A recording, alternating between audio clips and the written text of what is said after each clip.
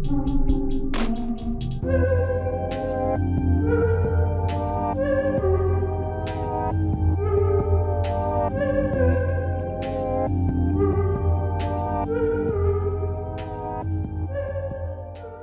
it do, what it does. Welcome back to another Locomotive Show.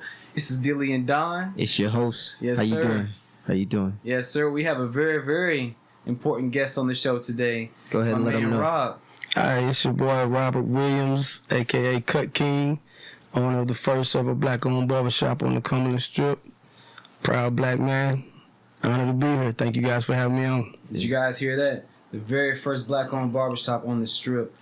I don't know if you guys know what the Strip is, if you guys are listeners, not in Knoxville, but the Strip is a very, very, I don't know how to explain it. Like, it's on campus. It gets a lot of traffic. It's always that It's the place to be. one like couple of blocks that just gets, that's where everybody congregates. Exactly. That's where they go to have a good time, get something to eat. It's basically the bloodline of the campus. Honestly. Exactly. And it's been that way for a long time. It reminds me of those Vegas strips. Like I feel like that's what every city has. It tries to imitate the amount of traffic that Vegas used to have back in its glory days. It's such a substantial location. Like, was that always your goal, your plan to be on the Strip, or was that just kind of just happen like that?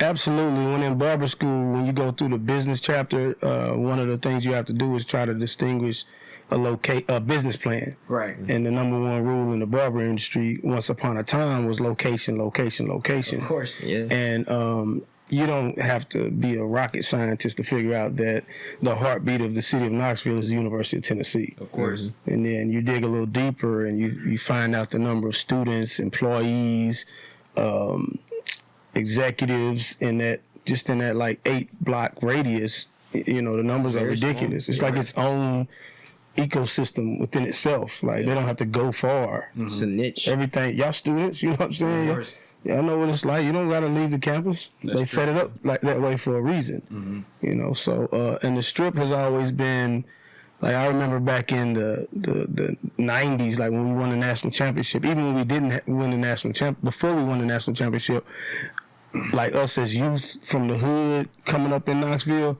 we always would go lock in with the Strip. Let's go hang out. You know what I mean? Because you go hang out with the college students, kick it with them. Even though we go up there and fight them and shit. Nothing wrong with that. Get the fisticuffs going. Yeah, that was the norm. Like, Okay. What high school did you go to? I originally went to Rural High School, and they closed the end of '91 after my sophomore year. Yeah. Okay. You've been in Knoxville. I've been in Knoxville all my life. Yeah. Okay. Yeah. What year did you graduate? I graduated in '93 from Central High School because they closed Rural. It was like a real life damn East Side High from Lean On Me. I can't make it up, man. It was crazy, but Wow.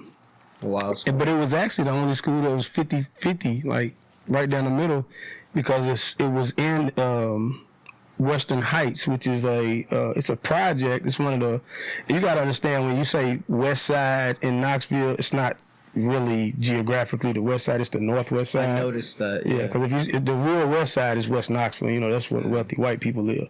That's not the West Side we reference to. Right, okay. It's Northwest Knoxville. You got Lonsdale, Mechanicsville, Ridgebrook, and Western Heights. Those 4 projects. And Western Heights was the biggest. It was actually at one point the second largest project in the state of Tennessee. It was the one in Nashville that was bigger than them. Damn. Yeah, they done tore a lot of it down now. But back then, the school is in Western Heights. And you got to understand, Western Heights might have been 60-40 white. Wow. But it's the projects. Right.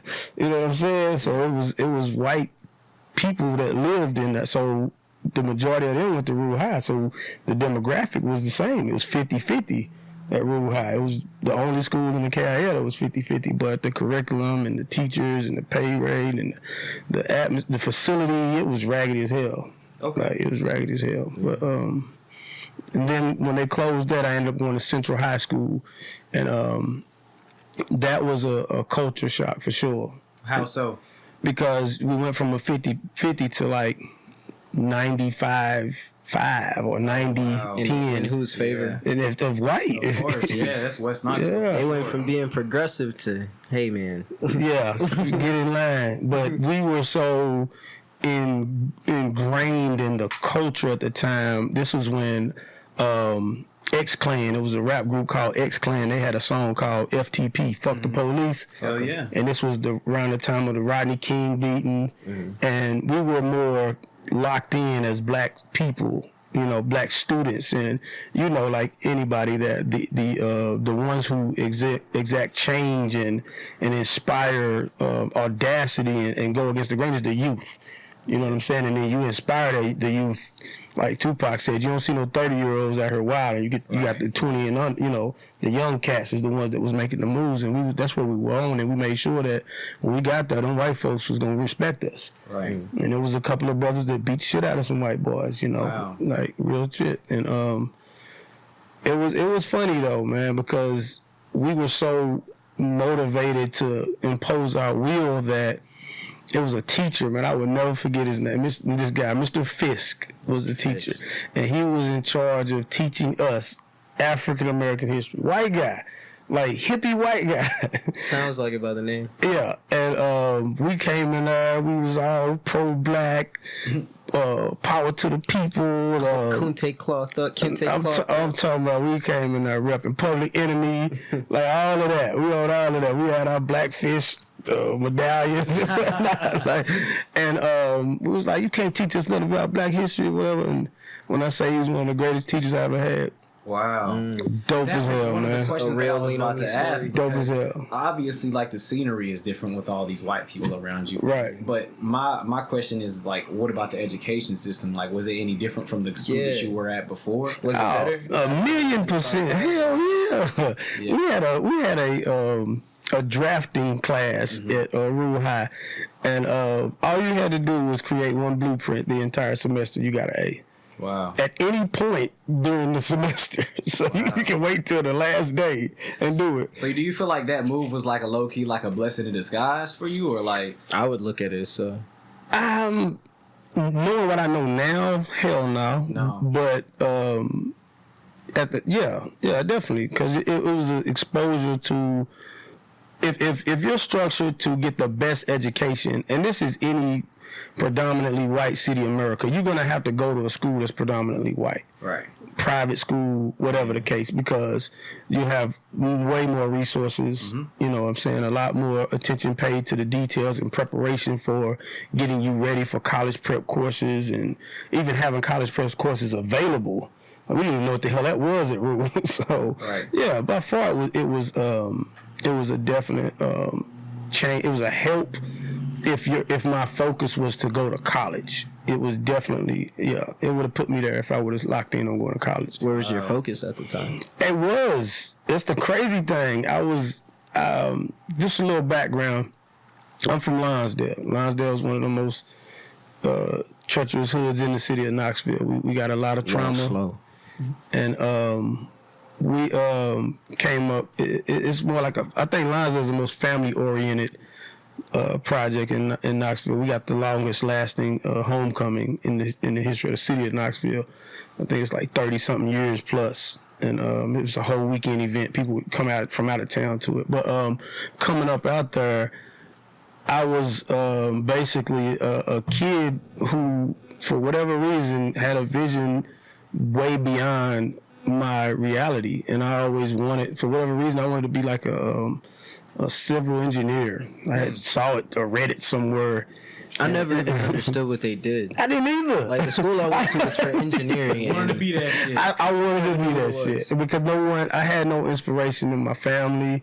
I didn't have any mentors or role models or anything to that effect to make me be like, hey, what is it that he does? I want to be him. We had that spark in you. Absolutely. We had drug dealers, I say gangbangers, but it wasn't gangs at the time. We just repped our neighborhood, which is what gangs do. Yeah. But it's a lot more intricate now with symbols and signs. They don't even rep the neighborhood. Nah, they don't rep they don't rep their neighborhood. They rep the neighborhood in a whole other state. Right. Yeah. And I was influenced by it, but I was completely against it. Like, so much so that I always worked Like I had a job. We had a program. I think it was called the NYC program or something to that effect. And you had like a regular job during the summer months. And I think you started at like 12 or 13 years old. Wow. Yeah. So I started working, and you got to understand, like I was poor. Like we had, I would make action figures out of bread ties. Right. I used to do that, but you can make them fight and move more flexible that way. Yeah, but you had a choice, Negro. I don't know. I may be blind to it, but you had some regular toys, though, right? Yeah, sometimes. You had some G.I. Joes and Transformers. See, I was more into gadgets. I had more gadgets than. But you had what you wanted. Sometimes, yeah. I see what you're saying. But every year under the tree, it was the same bulky, wrapped up package with. After so long, I was like, wow, y'all even wrapping in these socks. I know they're socks. That granny got me. Wow. Like, mama, stop wrapping these socks. It could be a truck. Nah, it was never a truck. Never a truck. Never a bike, trike, none. Nah, I had one. As I got older, I had the greatest Christmas ever. I did have a bike. I rode that bike all day. There you go. What kind of bike was it? I don't remember. God damn. I don't remember. That's okay. But the struggle was real. So moms didn't have, like, it's funny for me to be a barber. Mm-hmm. I never experienced the barbershop experience as a kid. My mom couldn't afford it. The way I became a barber was because my mom went to Walmart and bought some clippers that was fucking my head up. And I'm like, Mom, just let me, I got it myself. And I practiced, and I remember one day, I did myself a bald fade. It used to take me 2 hours to sit on that damn sink with the hand mirror, with my back to the big mirror, and cut myself a bald. You know how hard it is to cut yourself a bald fade? How do you practice? Like, how often do you have to, like, are you cutting your own hair? I practice on me. Of course. And so how often do you practice? Are you, like, every day is it a different fade? Well, if it grew back, haircuts. I used to have this nigga, I used to go to school with, his name was Vontarian. Mm-hmm. He was a lit ass nigga, man. Right. If you're watching. I really hope so.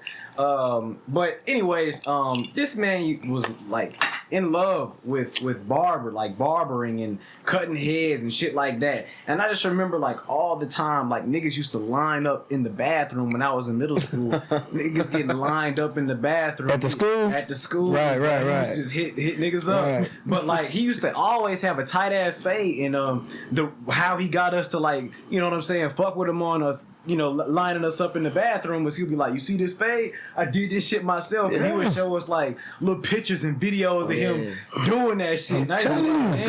But after a while, he started cutting niggas' heads on his porch and shit like that. Right. Where is he now? Does he have a spot? Yeah, he cutting heads in the shop now. Yeah, he doing his thing. I'm not quite sure. I hadn't talked to him in a while.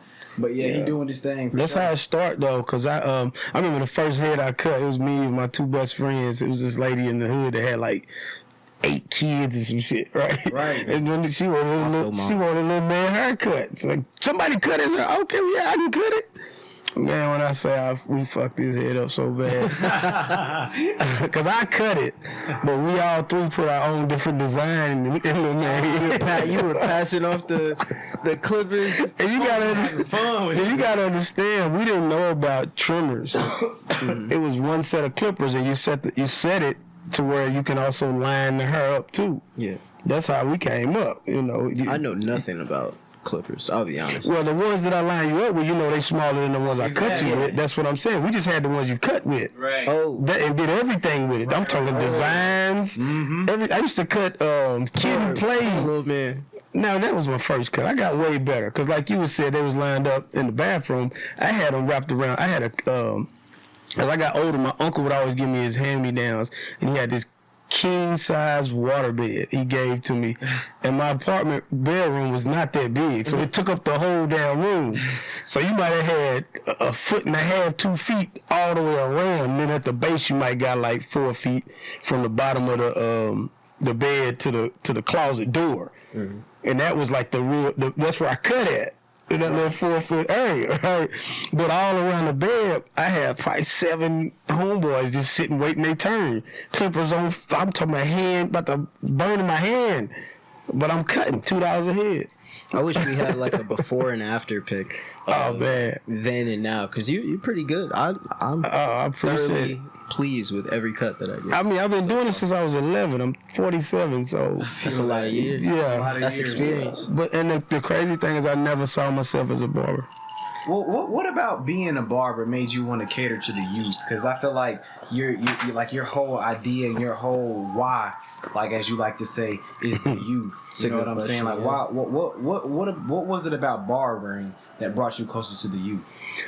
Because of the position of influence. I learned early, and this is the thing. Even before I was a barber, when I was in the streets, I'm an only child. Right. So I never had a big brother or big cousin or big nothing.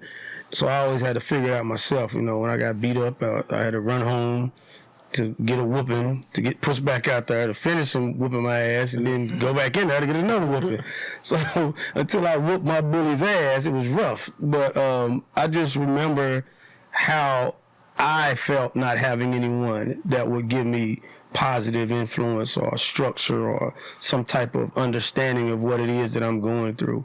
And I've always made a conscious effort to reach back. Like, even when I was in the streets real heavy, I never exposed my kids or my family, like my little cousins, which I call my nephews.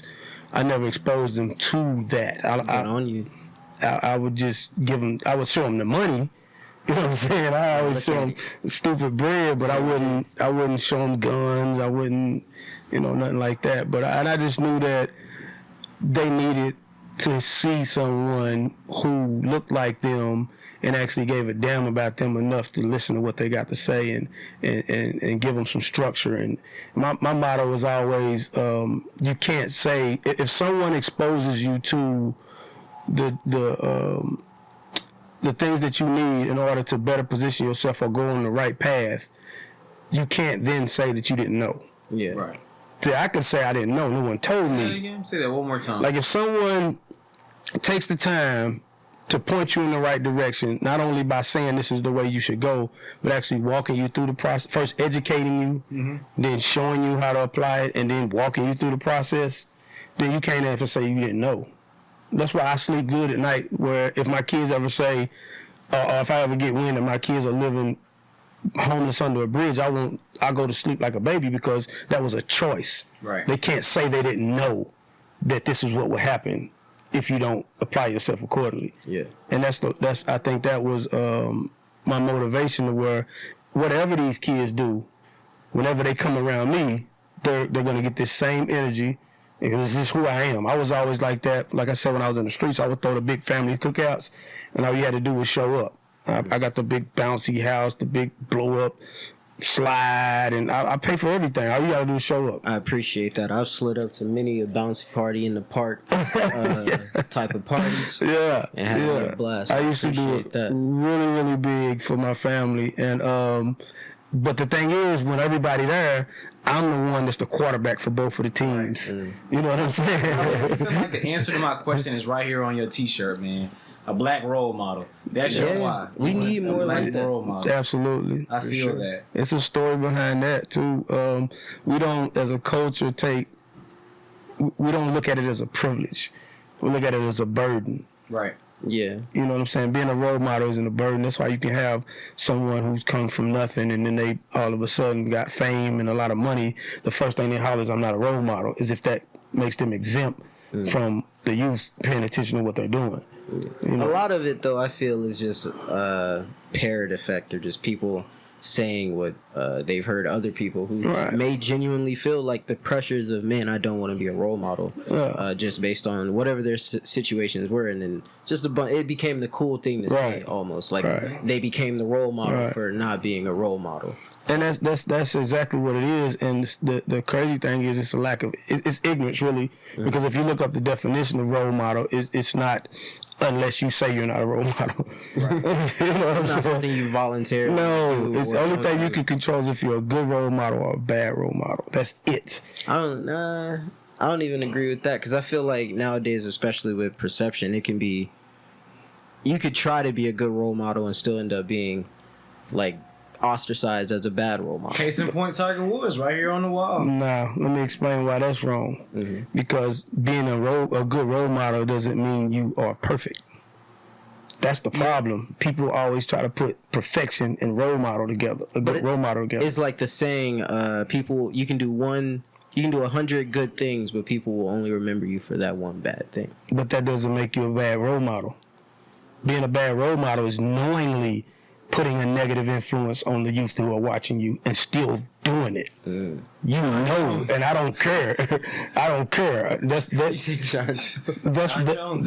why you say I'm not a role model. That's basically saying, look, I'm gonna still do the dumb shit I do that ain't gonna. Yes, it's a weak ass cop out. Like, do it, but you ain't gotta address it. But the same way you're saying it's not within your power to be a good role model or to be a role model in the first place, I feel like you then don't really have much power in how you are perceived as a good role model or a bad role model, because that's essentially what it boils down to.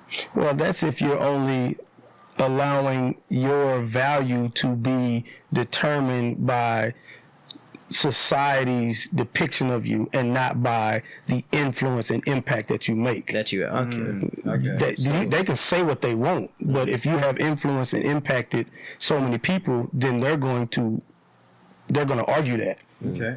Speaking of your impact, let's go ahead and get into this your movement. That's your nonprofit organization that you have put together here. As we have here, we got a couple lesson plans here on the table in order to set those out. We also have a brochure. But I just wanted you to go ahead and talk about what your whole why is with the Uvement organization that you've put together. Uvement was actually originally movement. It was an acronym for movement, and I ended up changing it to why movement. And what had happened, it was a kid by the name of Cameron Mills. He died. He got his body was found on the side of the road by Green Hills. Don't quote me on this time frame, but I want to say at least 6 to 8 years ago. And for whatever reason that day, I'm in the barbershop. I used to cut Cam. Mm-hmm. I cut him all through middle school. How old was he? Cam was 19. 19. Cam actually made a choice to join the gang culture, and as a result of it, it became the reasoning behind his demise. Wow. In some form, the lifestyle. You know, I don't know the details of what happened to him, but I know that being exposed to that lifestyle played a factor in it, exactly. But for whatever reason, I remember it like it was yesterday. It was like the middle of the day, like maybe between 12 and 2 p.m. I'm just sitting in the shop like, damn, Cam gone. And I had a Post-it, like a little sticky Post-it, and I came up with an acronym. I got animated. I was like, man, we got to do something. We got to start a youth movement, man. We got to actually do something to make these kids feel like somebody actually gives a damn about them, you know what I'm saying, and try to change the influence. And for whatever reason, normally when a youth is killed, our knee-jerk response is to figure out how we can protect the next kid from being the next victim. But for whatever reason, on this particular day, I got to thinking, like, what can we do to protect the shooter before he becomes a shooter? Wait, what do you mean? Oh, okay. I see you. Yeah. If he's gonna have the influence of being a shooter because of the culture that he lives in, as well as how the media and all of these big brands are profiting off of us killing each other. You don't think shooters are born? You don't think shooters are born? It's not. This is the thing. A killer is a killer. Ain't nobody gonna change that. But it's a different type of killer when you're influenced to become a killer. Does that make sense? That makes sense for sure. Let's say, for example, if you are raised in a house with a bunch of alcoholics, and it is cool to be an alcoholic. Right. You don't pay attention to responsibility. Mm-hmm. Your only goal and aim is to be an alcoholic. So it's only right that you become an alcoholic if you're a kid, if that's all you've been exposed to. Well, not in every case. And to your point, alcohol isn't the same as killing. Like, killing is kind of like feelings, in that still in that realm of the unknown about ourselves that we still don't know. But usually you make the argument some killers are born a killer, like the person who doesn't grow up in any of those surroundings, is sheltered from all of that, is on track to become just an average citizen, can become a killer. No. Like some What are you talking about? What do you mean? You want me to get it? I feel like it's influenced by the way that you deal with situations. Mm-hmm. Whenever you have certain people around you that's influencing, okay, if this motherfucker do this shit, we running up on this nigga. Mm-hmm. Right. And other people, they might be like, okay, if this motherfucker do this shit, we running up and we shooting on this nigga. We riding on this nigga for sure. Or like that's we're taking how, it to the that's court. how it's like, it's normalized to deal with situations in that manner, in that way. So whenever people go to that, or like, am I right or wrong, Rob? I mean, I feel like it's almost normalized to deal with certain situations in that way. So it's almost like, well, shit, like it's justified. It's like if I run up on this nigga and, you know what I'm saying? Like tit for tat. Exactly. Like, yeah, I do believe. Like, am I wrong, Rob? That same type of thing is kind of what I'm getting. I feel like that's the way that it is. I mean, I'm from Memphis. That's the way that it is in Memphis. I feel like it's justified to do that kind of thing. But that's in everybody. Some people may just take that to the extreme. Case in point, the person who is born a killer versus not born a killer, they can still be influenced by that reaction because everyone has it. Like, if I stole from you, you would want to get your money back. You feel me? If I trip you on purpose, and you would want to get back somehow, or you'd want to confront me about that. It's the exchange that's going to be there in everybody. So you can't really. I feel you can't really use that as a reason. Like, it'll be an influencing factor, but you still have enough cognizant thought to be like, well, that's not enough to make me take it to an extreme, which in some cases... Who says that? Who says that you have that? Like, who set that standard? Well, I feel that that's definitely in every beast, and like it or not, like, humans still have beast-like tendencies. Let me ask you this. Things about themselves that they can't control. Let me ask you this. Due to all types of factors. How many murders have you witnessed in your life? One. Well, I don't know if he survived. How many killers do you know personally? One I know for sure. Okay. What you're missing is you don't know that you're a killer until after you've killed someone. Let me explain that to you. The actions that lead up to you killing don't really matter. It's people that have killed. I know a guy that killed his mom's boyfriend because he beat on her. He's not a killer. He just killed someone. He is. It was justified. No, you're not getting it. You're not getting it. Just because you kill someone doesn't make you a killer. That just the means. type of killer you are. Are you gonna let me respond? My fault. Go ahead. Just because you kill someone doesn't make you a killer. There are people who, in self-defense, protect their own and they kill someone. That doesn't make them a killer. A killer enjoys that. Yeah. And continues to kill. They seek out that energy. They seek out that pleasure. That's a killer. Just because you killed somebody doesn't make you a killer. I think that's the difference. Choked a motherfucker out in the elevator that tried to kill him, and he never went to jail for it because he's not a killer. That's the line between murder and like self-defense. Like the thing you're describing is how they justify what's murder and like manslaughter in cases. Not even that. I'm from the gang culture. Killing is just like taking a life, and that's why they have classifications, hence why they came up with serial killers, mass murderers, like the type of killer, because you have still killed someone, but like you said, you may have done it in self-defense of your family, retaliation. Like, people can become retaliation killers, and you can be a drug dealer who has never thought about killing people. You do stuff just business, and then something happens to you, you retaliate in some other way, but it eventually escalates. And to your own point, based on the surroundings you grew up in and how you handle situations previously in the past, or how you've seen other people handle situations and how it's just ingrained in you, oh, that's how you handle situations, this is what you're supposed to do, you can escalate it, but it takes a specific type of person to do it, I feel. And you're entitled to your opinion. But also, when you come from that world and you are enticed to do it, even if you're enticed to do it and it's not in a self-defense scenario, it's a ride for your hood scenario, and you kill someone, that still doesn't mean that you are a quote-unquote true killer. You killed someone, but you are now fucked up behind it. You can't even operate normally. Now you in some old psychopath type state that you can't control because it wasn't in you, and you did it, and you couldn't handle the demons that come with it. That's the part I'm He saying. said for seasoned killers. But yeah, I see what That's the part I'm saying. Society has made it to where if you kill somebody, you're a killer. You rap about it, you glorify it, this, that, and the third.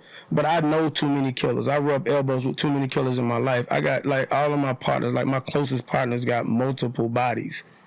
Multiple. And they justifiable homicides.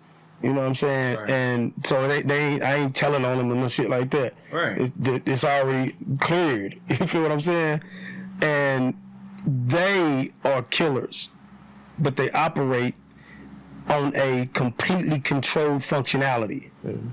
Someone who kills someone and is constantly haunted and tormented with the act, they're not a killer. I feel like if you kill someone, no matter how trained you are, you're still going to be haunted. And to my point, that's just another type of killer, a trained killer. Being haunted and the haunted influences the way you act is different. Yeah, people can. I see what you're saying. Yeah, a killer.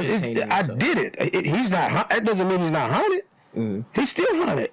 He's psychologically strong enough to overcome the emotion that comes with that.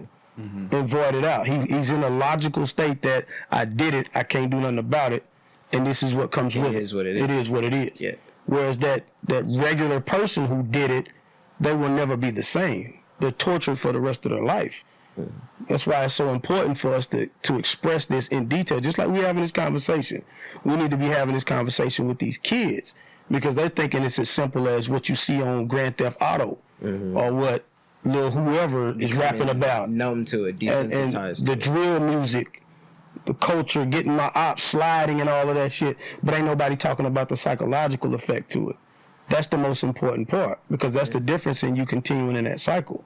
And then the thing about it is, if you're a kid, a young kid, and all you have been taught is to kill, and then you do that, and then your ass survive and grow up, what, you still killing? You 30, 40 years old. That's, your whole life is still just killing? Well, how about this? Take a kid who wasn't raised in the environment you're talking about, but they encounter killing in a different medium, say hunting, or that type of like killing being like passed on to a person, like the type of tradition behind not wasting meat and stuff like that. How would you justify a person like that, like getting around killing? Because it can, I feel, escalate from that. I don't justify that. I think that's if you don't kill out of necessity to eat, then that's some cowardice shit. That's right. And even more seriously, I mean, what about even a person in the military?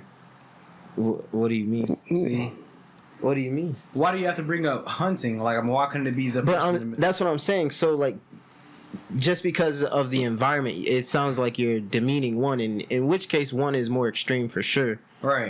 That has a more direct impact. One is a choice. One is a subject to your environment.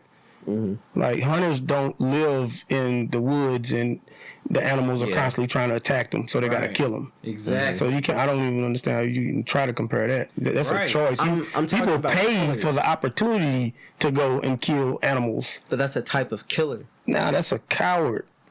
That's a coward. That's the difference between someone going in the jungle and killing a lion, as opposed to someone going in the jungle and befriending a lion. But you're saying like things like video games, because you start to get on a slippery slope when you start bringing like media, and sure, like art and representation of it depicts life, and some forms of life are wrong. So inherently, if you depict that, it's gonna have a more negative impact of the thing that was wrong. Now hold on, what is you talking about? I feel like ancestral, like naturally we are born like. Our ancestors hunted, but it's not ingrained in us to kill. I'm saying removing just one facet of a person's life, like removing them from a dangerous environment that influences them to make bad decisions, removing video games that glorify like killing. Okay. What are you saying? What about that? That is the same thing as, we shouldn't teach kids how to hunt.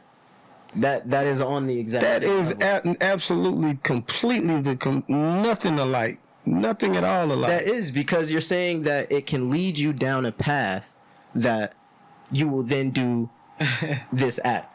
You don't watch too much Dexter, nigga. No, that's no, but it's real. Like that's killers exist, and then we focus on, as we should, the killings that wrongfully shouldn't like have happened in the first place. How many hunting videos have you seen?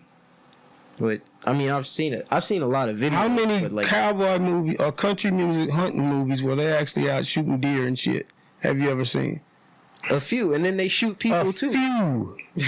A few. Name a rap video. Name a rap video where they ain't killed everybody in that motherfucker. I can name a lot, actually. Don't be so specific and anal. You know what I'm saying? The vast majority of the music that we are influenced by is all but that's a drill music. That's a microcosm of music, though. No, I didn't say music. I said rap music.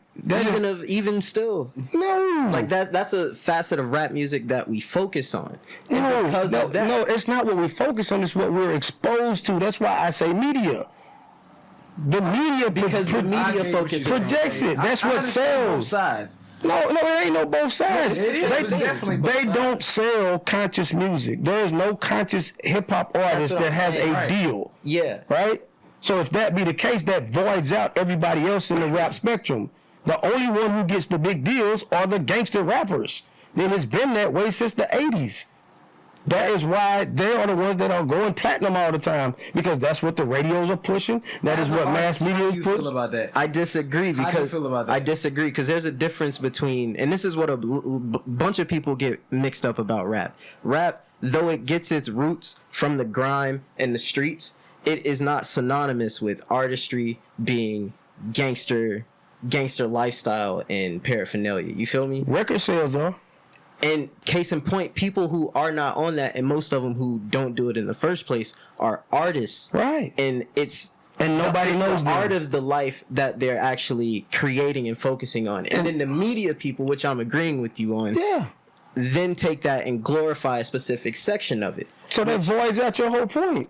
Because what do the people see? No, because do they see what you're talking about? Or do they see what I'm talking about? They see all of it. And no, they don't. They do. And then the ones that they do focus on are the ones that you can't really play a hand in, because people on the ground, you got Gang A and Gang B, can now use music as their own independent. Like, it's not really the labels anymore. Look up YouTube streams. Look up YouTube streams for Young Vaughn or some shit, and then Common. But that's why Common still has numbers on par with that. However, the reason you're so focused on it is because you have Gang A and Gang B who are relevant in media because of crime that they're doing for real. You're focused on it because you can turn on your regular local radio station. But it's because of the media. You can't blame the media too much. They focus on it for sure, but they control the narrative of what we perceive, what we listen to, what we see. What do you mean you can't blame the media? That's a few channels. That's like an echo chamber.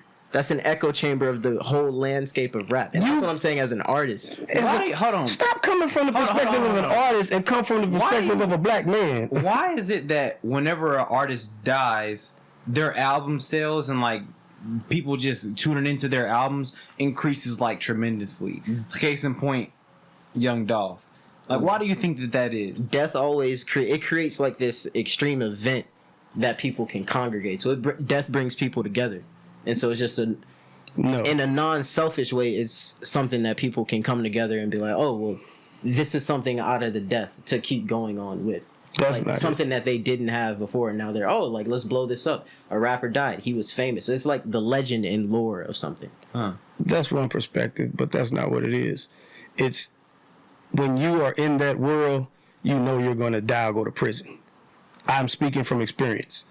I knew I would die or go to prison before I turned 25. So the people who you influence, they celebrate you and they understand it, because the people who are celebrating it are understand this. Media is influenced by hood impact, has been from day one. And when I say media, let me stop saying media. Let me say entertainment and marketing, because that's what it is. Yeah. Media only perpetuates it on a larger scale. Mainstream. Now, as far as marketing and entertainment wise, those are the ones who are going to get the deals. Right. Because they love our culture. They take our culture and they rape our culture, and they exploit it. They take our dance moves. They take our terminologies. They're our cliches. Our fashion. Come on now. Come on. They take our fashion and they run with it, and then they throw away all the other shit. Like the black shirt you're man. wearing is the only one they won't take. Nah, they won't take this. They don't want that shit. Hell nah. Keep the patterns. Yeah, that shit called? That's not what? Hell nah. Hell nah. They don't want that. The chic. Nah, they don't want no parts of that shit. But seriously though, that's the influence, and that's why the point you were making, it will never make sense because of the influence of marketing, entertainment, and media collectively. All three of those together have the power to sculpt our reality. I call it an assembly line reality. They give you what to believe. They tell you what's healthy. They tell you who to like. They tell you what's the top music. And if you just go through every day, just turning on your TV, getting your news for the day, and you just go to work and do what your job tell you to do. And, Well, we can't trust the news anyway, regardless of just like music. we as critical thinkers can't. But we are the minority. You say we like we're the majority. No, people, like, if you're watching the news, regardless of what side of they have you fighting on, you aren't getting real news. You're getting some filter. Okay, so tell that to a 65-year-old woman who has spent the last 50 years of her life what watching she the news. sees, she's gonna Right. see. Yeah, this is. And this is what she teaches to her daughter. Now her daughter, who's 30-something, is doing it. Now her granddaughter, who's 15, is doing it. To bring it back to the music you were talking about, the publishers and labels, the big money hungry labels, they have their eyes set on hood culture because it is what's popping. However, they get their power from the one gang plus other gang that's beefing and uses music as an outlet, and it's a lucrative outlet. Thus, the many people in their gang plus all the people in their gang that they know, that's a whole community.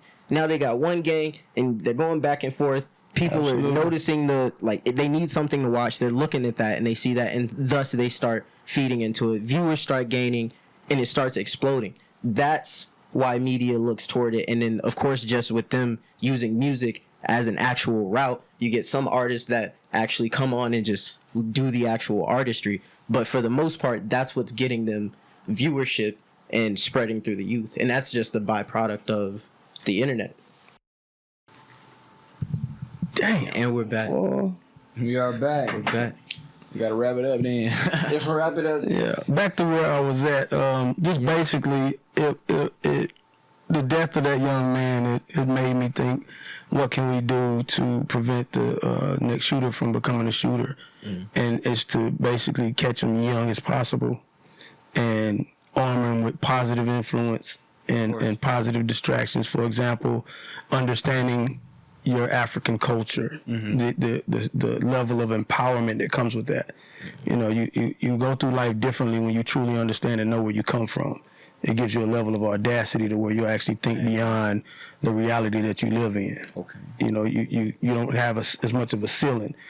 You know, like you can be like we can all be sitting at this right here, and you got I don't know somebody that's wanting the answer to this $1 million question, and to the naked eye, none of us know the answer, but one of us has already researched that answer. And we're sitting there with that confidence and that arrogance and that audacity because we already know what it is that we have in us. Yeah. So when he asks us this question, I'm finna get this $1 million. You see what I'm saying? So when you're a young kid and you know that as a person of African descent, you're connected to the wealthiest man to have ever lived, King Mansa Musa, ruler of the Mali Empire, then you think about money, wealth, and finance from a different perspective, because now you're like, yeah, I know all the people I know is hood, but if I go behind that, I'm connected to something that was the greatest to ever do it. Like that's the GOAT right there. We're all connected to the GOAT. You see what I'm saying? That's more empowering. That's the same way why you think of, like, why would this white kid do that goofy shit? Because that white kid knows who's protecting him. Right. So it gives him a level of audacity where he go out and do some goofy shit knowing he gonna get away with it. Because he knows what he's connected to. You understand what I'm saying? We're just connected to the gang culture, the street shit. But that only flies in that atmosphere. Once you go outside of that, don't nobody give a shit about that. It's irrelevant. They're gonna laugh at you. They're gonna look at you like you're stupid. You're gonna be made to feel like that. But when you're empowered, knowing that I'm connected to my African culture, I'm also I'm knowledgeable of financial literacy. Yeah, I understand more about money than you do, and you making $250,000 a year. But because you're making $250,000 a year and you don't have financial literacy, you got over $500,000 in debt. Because you work for money instead of your money working for you. Right. And you know that. Imagine knowing that at 10, 11, 12 years old. And that's your goal. We're going to teach them. We're going to teach them African culture, financial literacy, executive functioning skills. We're going to teach. We have an 11-year proven STEM curriculum that my chief administrative officer, who has a master's in biochemistry, I think it is, and he's a scientist, and he's been teaching this STEM curriculum to wealthy white and Asian kids for like 11 years. As a nonprofit organization, what were the obstacles that you had to go through to, I guess, get the clearances that you needed to become like a nonprofit organization? Like, what was the steps that you had to go through? Yeah, I remember you telling me about like having to talk to council members and everything. Don't ever forget this, what I'm about to tell you.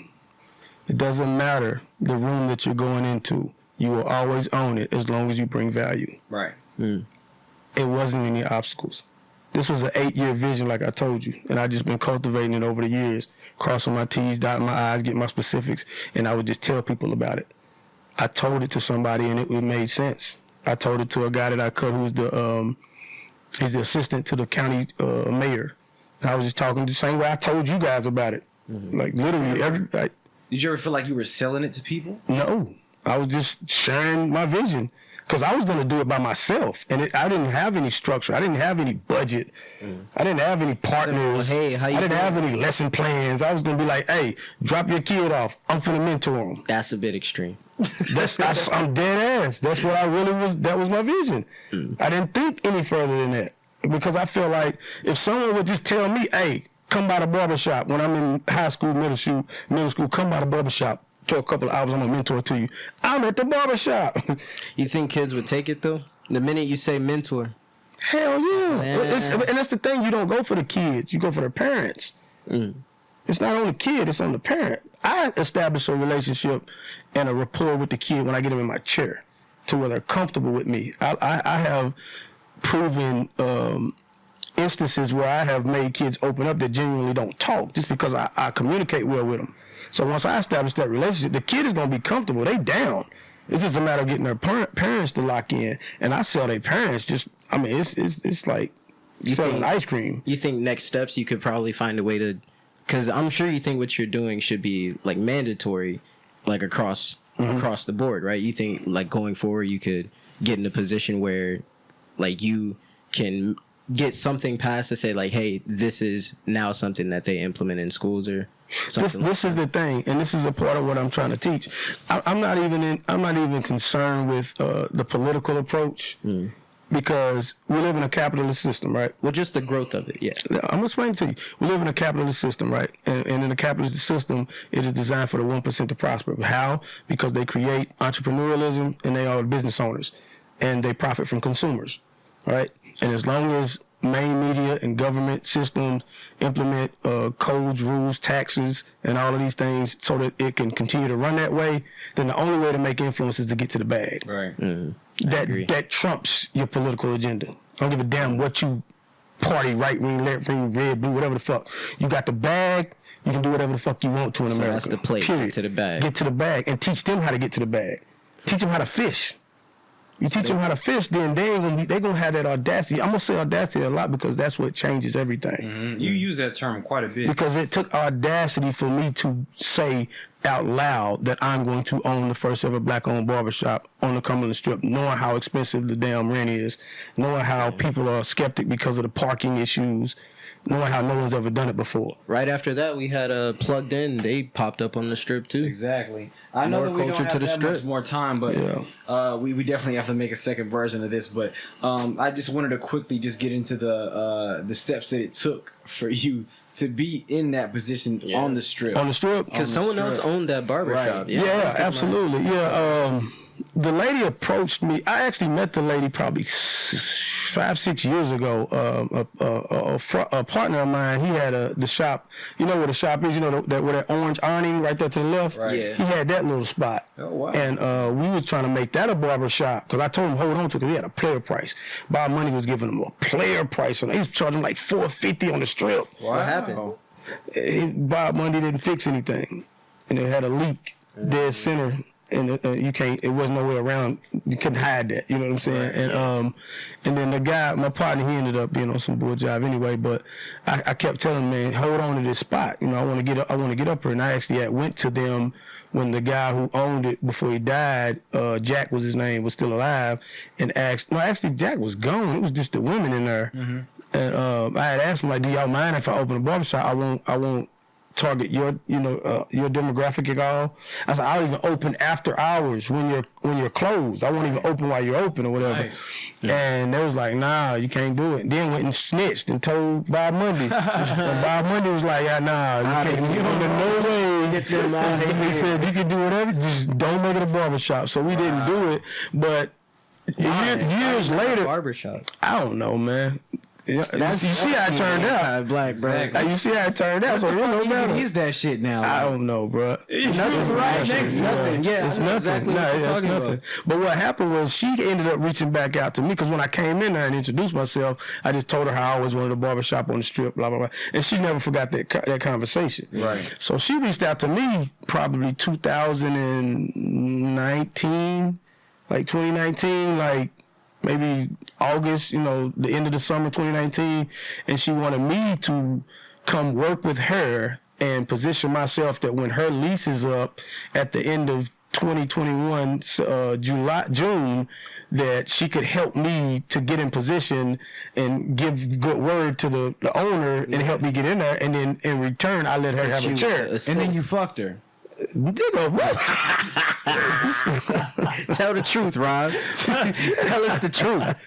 I didn't know that part. Caught you off guard. Your defenses were yeah, he was like, yeah. Not physically. Negative. In no form, way, shape, or manner. But you were cutthroat with it. No, I was not. See, you asked me. Y'all asked me, then y'all gonna tell the story? Well, tell us, Ron. I did not cut throat anywhere. I always keep it 100. Said it's good business. And I kept it 100. No. What happened? So what ended up happening was I came to her with an offer she couldn't refuse. I knew that she had 6 months. I decided at the end of 2019 that started that was the end of 2020 because I worked in another barbershop for 2020, and at the end of it, I decided I'm gonna take her up on her offer, but I'm gonna make her an offer she can't refuse. I'm gonna pay her X amount of dollars for this 6 months so that she can make a profit, because she was saying how she couldn't even get a barber to stay in there for 2 months. Mm-hmm. So for the next 6 months, she wasn't gonna make nothing, and she wasn't even paying booth rent. I mean, she wasn't even paying her rent with haircut. She was paying her rent with her rental properties. This sound like a nigga that's done business before. She was leaving. I wasn't always a barber. That's for the other podcast. Part 2. Yeah. So I gave her an offer she couldn't refuse, and then I offered to purchase all of her equipment. I finessed the shit out of her on her equipment. She wasn't gonna get shit for it. So hit her with the extra. I gave her a $6,000 play. Yeah, she should be able to. Yeah, for $6,000, I'm gonna come in here and I'm gonna set up my barbershop as a pop-up. Okay. For the 6 months that you're here until your lease is up. And then after that, because my plan was to get as much clientele, and then I was audacious enough to say by the summer, July 2021, I'm going to open a barbershop, be it on the strip or wherever. Mm-hmm. And then I made it happen. And I was ready to take all the clientele that I established, accumulated over the 6 months, and go get my own spot if Bob Mundy shot me down. I came to Bob Mundy. I am a felon, but my shit, I've been out of the game longer than I was in the game. Okay. So it was, fuck with me, Bob. So it was and the bag was right. The credit score was right. All he wanted is his money. Even with the paperwork. That shit is dead. And that's another thing too, man. They want you to think that your life is shit because you're a felon. Mm-hmm. But think about it like this. How many times have you looked in the yellow pages for a lawyer and checked to see if they had a criminal background? Good point. You don't. You check and see what their track record is in that fucking courtroom. Yeah. So, yeah, you will have a hard time finding a job as a felon, but you won't have no problem becoming a boss with a felon. And these days, why do you want a job? Don't work for anybody. Absolutely. I mean, we need the workers for sure. Absolutely. But, so back to the story. So we working and whatnot, and she actually ended up. It got cool, man. And I'm thinking like she got clientele. I can let her stay because she wanted to stay. So we getting close to the end, but the way that I was communicating with Bob Monday, it wasn't like definite. Like it was definite to me because I don't kiss ass and I don't keep sweating nobody. I ain't cut like that. She do. She like to keep sweating. She's this old nagging ass, Karen ass type woman. Like get on your fucking nerves. Karen ass. And she turned into Karen at the end on some real shit. And you talking about I fucked her? Nah, she fucked herself. True colors. Yeah, hell yeah. So she kept pressing like, so did you know anything from Bob? Cause I'd already went to Bob and Bob was like, yeah, you can do it. We'll wait till the month before and we'll do it or whatever. And as the time got closer, I didn't hear anything else back and I didn't reach out. I'm confident that I'm in there. I'm taking him for his word. She wanted to know this and that. So this is literally the week before June the 31st, which was her last day. This was the week before. This particular morning, she owed me like, so have you heard from Bob? I said, when I know, you'll know. I always told her, when I know, I'll tell her. And I'm a man of my word. I don't lie. I'm a man of my I'm too old to lie. When I get it, you'll get it. I do not want to hear it. I'm worried about some shit. But when I know, you'll know. I'll be like, what the fuck does that shit mean? I mean, but then what else can I tell you? I don't know. That's true. True. If you hear I don't know, now it's like, man, I gotta find somebody. I gotta make a play. I gotta do something. So that morning, I was on some look. Because I'm knowing it's still gonna go through, regardless. I'm not banking on it might not go through. It's going through. So I tell her, I said, listen, since I've already got the back right, and you said you wanted to move to the back, why don't you go ahead and move to the back so I can finish painting the front, so that I can start marketing to try to get some more barbers in here. And she was like, I don't think that makes any financial sense when you don't even know if you're going to be in here. I said, I do know I'm going to be in here. What are you talking about? Well, he hasn't done anything. He hasn't told you about it. I said, you worried about the wrong thing. That's not your concern. What do you care? Yeah. Right. So she finally got bold with it and said, well, I'm not going to move until I see your name on the deed. I was like, what the fuck? At the end of June, you go regardless. Regardless. The fuck is you worried for? So I'm like, okay, well, this is what we're going to do then. This ain't going to work. Come June the 30th, move your shit that away. The fuck up out of here. But she begged and tried to get me to give her a say. I'm like, nah, you didn't play your hand. You tried to force your hand. You thought you had a card to play. And you had the royal flush. I had them motherfucking 4 aces. Yeah. Nah, that's the shut her ass up. Royal flush beats that. Whatever the fuck. I shut her ass down. She thought she was winning, and she's her face is like fucked up, and she turned into Karen, and you didn't want me here. You lied to me. But what she don't know is that very same morning after we argued about that shit, I went to Bob Monday. And then Bob Monday confirmed specific in detail time, dollar amount. That motherfucker was like, shit, you can come with the rent and the deposit right now. I'm like, nah, I'll wait till the first. You know what I mean? And that's the point I want to highlight, because you went and did it like right after that. Absolutely. I'm sure you had that fire in you just from that conversation. You know what? Let's no, that was my intention. But the thing is, I don't owe her shit. Right. Yeah, but I'm saying, hold on. Don't get me wrong. This lady did have clientele. Yeah, she did. She fucked me up a few times. No, when he told me about you, Rob, right. And that's what I want to ask. Like, were you able to ever capitalize on her old content? Because I mean, I got a lot of her clientele that still come because of the location. That's why she wanted to stay. Right. Pop up and see. What I learned in the year I've been there is Fort Sanders is actually a community. Coming from Knoxville, we always looked at UT as UT. You feel what I'm saying? Like students coming and going, faculty and shit like that. It's actually people that live in Fort Sanders that ain't got shit to do with the University of Tennessee. And I never looked at it from that perspective until I was engulfed in that community or whatever. So after all of that, man, I told her she had to go, shit, and the rest is history. So I didn't fuck her. She fucked herself. What's crazy is I was indirectly there for that entire like span of just her having a barbershop, to her not having a barbershop, to Rob having a barbershop, and to being a customer of Rob. And I was just like, man, I wonder what... You said you're going to be leaving? Oh, okay. Well, all right. It's nice to see you. Oh, snap. What's up, Rob? I didn't know you had this space. I didn't know you worked here. I didn't know this was your shit. Oh, you said you got... You did what with the owner? I ain't do shit with the owner. Well, it's Nice to meet you. But my why for wanting to be there, not only marketing, it's a no-brainer. That's the most prominent location for a barbershop in the city of Knoxville. I knew that these kids like you guys coming from Memphis and Atlanta and Nashville, you're going onto a major white campus and you're feeling so far out of place because there's no space for you. You don't got a barbershop. The women don't have a hair shop. I swear. Close, trying to find somebody to braid your hair. Absolutely. So I was like, I'm gonna create a platform where you're gonna feel like this remind me of home. Yeah. And it's for y'all. I'll cut anybody's hair, white, black, Asian. I don't give a shit. But this is a black-owned with pride barbershop. How would you feel about adding hairdressers in your shop? Yeah. I plan on adding not necessarily a hairdresser unless you can do like locks and hair. Like natural hair. I would love to have that. But if I end up with 3 barbers first, whatever, pay the booth rent. I don't give a damn what you do. As long as you pay your booth rent. I'm gonna hold you to that. I'm gonna hold you to that. As long as you licensed and pay your booth rent. Oh, everything is license paperwork. Hell yeah, I would definitely have a stylist in there that's because I actually had an opportunity to have a stylist, but she does strictly locks.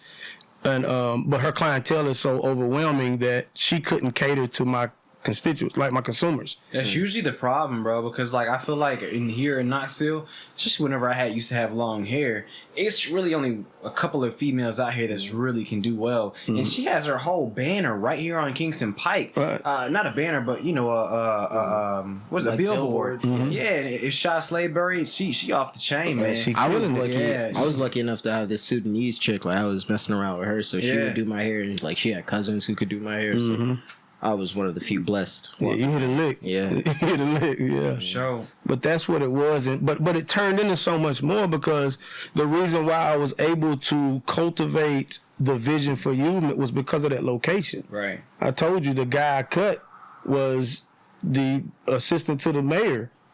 I cut him there. I didn't cut him at the other barbershop. I probably would have never met him there. You know, I got professors. I met you guys, man. What was the other barbershop you worked at? I was at House of Fades on Clinton Highway. A good friend of mine who actually we literally Good name. we literally graduated from barber school on the same day and started working at Diamond Cuts on the same day, like 15, 16 years ago. Wow. And he's always wanted me in his shop, but I was cutting out of my house at the time. But I knew in order for me to renovate my house the way I needed to, so I could rent it out, I had to get out of there. And then I moved in with my ex-fiance, and I was able to do that. And then I was like, let me go back to the shop. How you meet Marcus? How you know Marcus? Marcus. You know Marcus? Who's Marcus? Which one is Marcus? Oh, with the True Beard. Yeah, True Beard. It was a networking event, and True Beard was on deck. They had their product right there. It was actually the first booth when you come in there, and I bought a kit. Marcus. About a kid. Chopping like hell. Yeah, Marcus chopping. Chopping like hell, boy. But it's a after Marcus leaving money on the table. It really is. Yeah, Marcus is comfortable punching the clock. No, honestly, I don't really feel that way, man. Because I honestly, But no, he really not. He is doing a lot of things. I'm tripping. it's his. I ain't gonna. I don't want to talk. But bad what I about mean by that, this is what I mean. I know so many dope ass barbers that man who cold. never He cold? never invested in themselves in the barber industry. Yeah. I know a guy that I grew up with, one of the baddest barbers I ever known, and he ended up becoming a damn near kingpin from Lonsdale, but ended up literally living 2-3 houses down from Rudy Huxtable, the real life Rudy Huxtable in Atlanta. Yeah. GT, Bentley, Coops, all of that shit. Hey.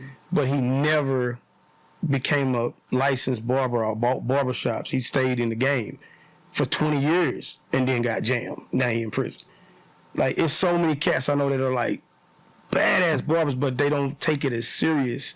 They don't Like a side hustle understand. for 'em. Exactly. And that's another thing that I wanted to do with my location. That's why I made it like it is because I sell the experience. Because you got to understand it's a lot of entrepreneurialism in the DNA of being a barbershop, a master barber. That's why I don't say barber. You're a master barber, meaning you do it all. You cultivate your craft and you influence the community. And as well, you create job opportunities. See, that it's not just cutting hair. You're an entrepreneur. You're your own boss. You pay for this space, and then any money I make, you can make $10,000 in a week, but I only paid you your $200 this week. You see what I'm saying? I do. It's like a trap house. You got a plug with 50 keys. Everything. And they gonna charge you. Dealing. Yeah, that's my DNA. That's where I started. So, but you got a trap house, and they're gonna charge you $200 a week, but you can make all the money you want out of here. Same concept. Why not? You know what I'm saying? Instead of punching somebody's clock, but they still don't value and understand that the end game in the barber industry is a barber school. Damn, some booth rent. You got 10 barbers paying you $300 a week. That's 3 bands, right? A week. That's 12,000, right? Okay, well, a barber school, you can't even open it without 20 chairs. One student has to pay in excess of $17,000 to $20,000 for barber school. You get a new class start every Tuesday of every month. Do the math. Might as well, yeah. Fuck just being a barber. But that's the way for anything. You get knowledge, you want to pass it on. Absolutely. Well, some people don't. I've never understood just keeping it to yourself. Yeah, our culture can't afford to pay for game. That old cliche, the game is to be sold, not told. Nah, the game is to be told, no longer sold. We can't afford it. We're too far behind. It's gonna be found out some way anyway. Not even that. We're too far behind. And it ain't gonna be found out if they don't know to look for it. Yeah, specifically for us, yeah. You know what I'm saying? We're too far behind, so we gotta give the game. That's why every time I got somebody in my chair, I'm trying to give them some nugget to make them think. And if you take that and think, cool. It's funny because a lot of people treat me like a preacher and shit. They always come back like tell me that they project they working on and shit. All I'm saying, what's happening? How you doing? Yeah, man, I just researched and blah blah. I'm like, I'm just speaking. I didn't tell you that shit to make you do something that I'm doing. It's just to make you aware of it. Yeah. You know what I'm saying? So yeah. Well, no, I tell Donnie all the time how I like wish that there was like someone when we were growing up telling us, hey, you could do this or you could do that, you could set up a whole podcast. You and me both. So that's why Youthment is for sure. Youthment. Needed. Because I wish someone would have told me what I'm telling these kids. I got grown men, dude like 52 years old. He's like, man, can I sit in on it? Because he want his sons to come. Yeah. I told you about the young lady with her son. She come from money. And she like, I know you want to focus on the poverty, but my son needed too, and are you going to teach this to the adults too? Like, everybody want to know this shit, and that just shines the light on how it is structured for us not to know these things, and for us to turn a blind eye and be comfortable and complacent. Like, comfort and complacent is the enemy of audacity. That's very true. Yeah. I fuck with that. They don't go together. It's like oil and water. It's like logic and emotions. There's nothing logical about emotions. Especially love. That's the most illogical thing known to man. You do the stupidest shit for love. Yeah. But you go justify it because it feels some type of way. Crazy things come out of it too. Absolutely. Crazy. Absolutely. It's like war. Absolutely. Absolutely. If you allow someone else to make your reality what it should be and not have your own influence over it, then you're just living in an assembly line reality. I'm going back to that. Victim to your reactions. Yeah, not even that. It's they're controlling you and you don't even know it or don't even care to pay attention to it because you're comfortable. Yeah, you're comfortable, man. People get comfortable. That's why somebody makes it from the hood and they get a little money. The first thing they holler, I'm not a role model because you're comfortable and you're scared to lose that. That's right. Yeah. And they kill them though. That's also a thing. What you mean? They get the role models out the way. That's why we have no stable like black leadership. No on a grand scale, but yeah, that's exactly it. That's exactly it. But that's the thing. It doesn't take a lot of money, and it doesn't take a grand scale. It just take a lot of give a fuck. And like, it can be a lot of your complacency. It could be a lot of people like me. Like I'm not trying to get on no scale. I don't care if it gets to that level because I do plan on making this a global phenomenon. I'm trying to replace the boys. Well, not necessarily replace, but because they're not competition. They're not providing what we're providing. The Boys and Girls Club or Big Brother, Big Sister. None of them are giving what we're giving to our youth. Yeah. So we don't have competition. But we're going to be just as much, if not more, global than them. Because that's my vision for this thing. There's a ghetto everywhere in the world. And there's a little black kid who needs to know what he's connected to and what he's fully capable of. But if nobody exposes him to it, then why would he think that? That's my vision. That's my journey right there. That's my muse. That's my why right there. Well, good luck to you on your journey. Absolutely. Sure. And many successes to you. Absolutely. Thank you. I think we got to close up here. But Rob, it was a great. Man, it's been it was a great time podcast, having you bro. on. It's been Man, an I amazing appreciate y'all time. having me, man. I love it. We got to get you in for a second part, part two Most for def- sure. Most def- Absolutely, We definitely didn't want to get into everything we wanted to get. Absolutely, But hey, I definitely man. think we had a very successful podcast. Hell yeah. Right. Thank you so Till much, next guys, time. for tuning in. It's been a great show on the Locomotive Show. Steely and Don and my man Rob. We rolling Absolutely. out. Y'all have a good one. Please. Good shit, fellas. Indeed. Good